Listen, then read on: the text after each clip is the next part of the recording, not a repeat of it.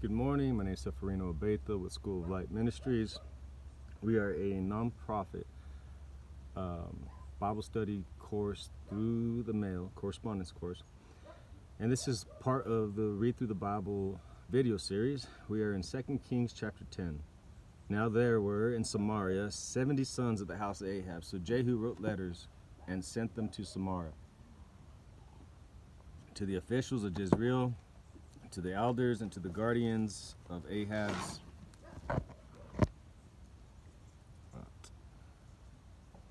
children. He said, as soon as this letter reaches you, since your master's sons are with you and you have chariots and horses, a fortified city and weapons, choose the best and most worthy of your master's sons and set him on his father's throne. Then fight for your master's house. But they were terrified and said, if two kings could not resist him, how can we? So the palace administrator, the city governor, the elders, and the guardians sent this message to Jehu. We are your servants, and we will do anything you say.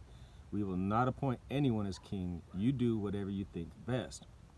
Then Jehu wrote them a second letter, saying, if you are on my side and will obey me, take the heads of your master's sons and come to me in Jezreel by this time tomorrow. Now, the royal princes, 70 of them, were with the leading men of the city who were rearing them. When the letter arrived, these men took the princes and slaughtered all 70 of them. They put their heads in baskets and sent them to Jehu in Jezreel. When the messenger arrived, he told Jehu, they have brought the heads of princes. Then Jehu ordered, put them in 2 piles at the entrance of the city gate until morning. The next morning, Jehu went out. He stood before all the people and said, you are innocent. It was I who conspired against my master and killed him. But who killed all these? Know then that not a word the Lord has spoken against the house of Ahab will fail. The Lord has done this. The Lord has done what he promised through his servant Elijah. So Jehu killed everyone in Jezreel who remained of the house of Ahab, as well as all his chief men, his close friends, and his priests, leaving him no survivor. Jehu then sent out and went toward Samaria, at Beth-Eked of the shepherds. He met some relatives of Ahaziah, king of Judah, and asked, who are you? They said, we are relatives of Ahaziah, and we have come down to greet the families of the king and of the queen mother. Take them alive, he ordered. So they took them alive and slaughtered them by the well of Beth-Eked. 42 men, he left no survivor.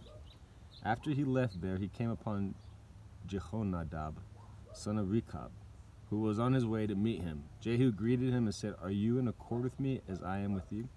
I am, Jehonadab answered. If so, said Jehu, give me your hand. So he did, and Jehu helped him into the chariot. Jehu said, come with me and see my zeal for the Lord. Then he had him ride along in his chariot.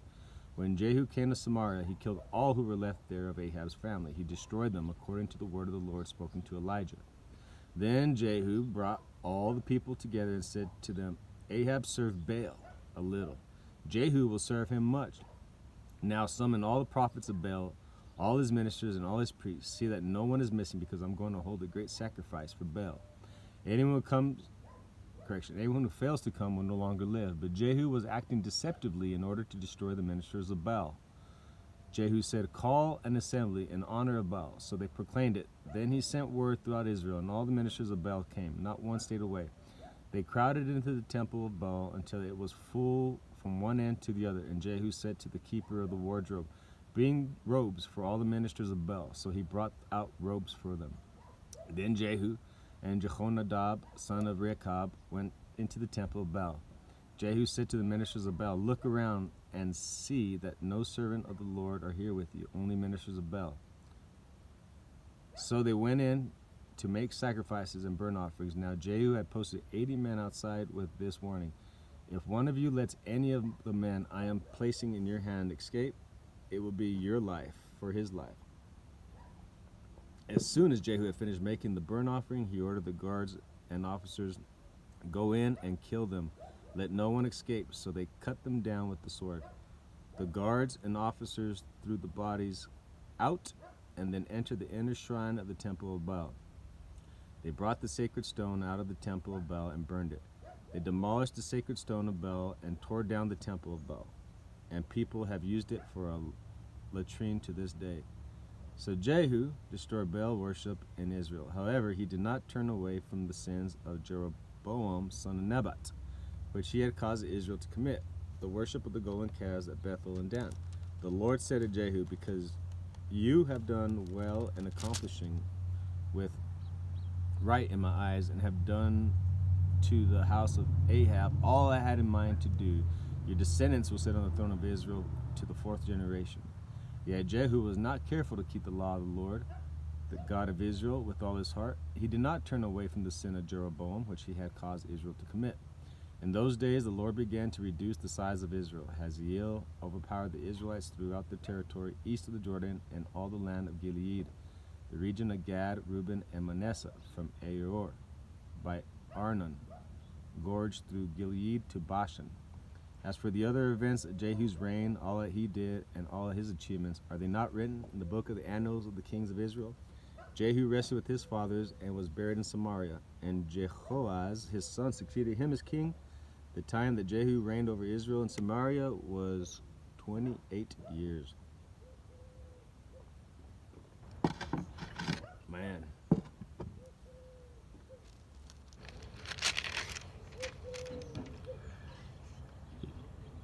You know, kind of distracted because 10 minutes ago my daughter's dog got run over by a S10 or a little Sonoma.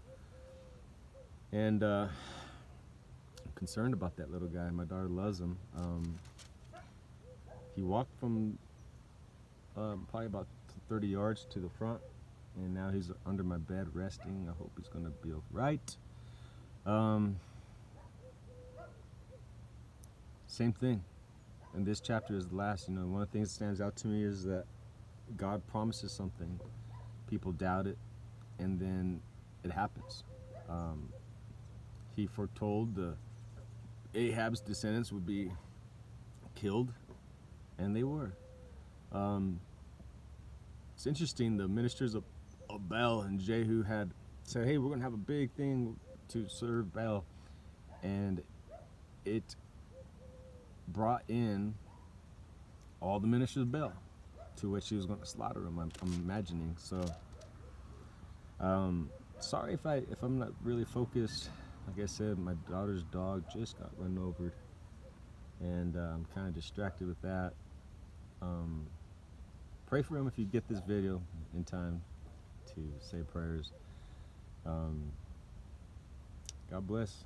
Keep it short and sweet as much as possible. God bless. Hope you guys have a good day.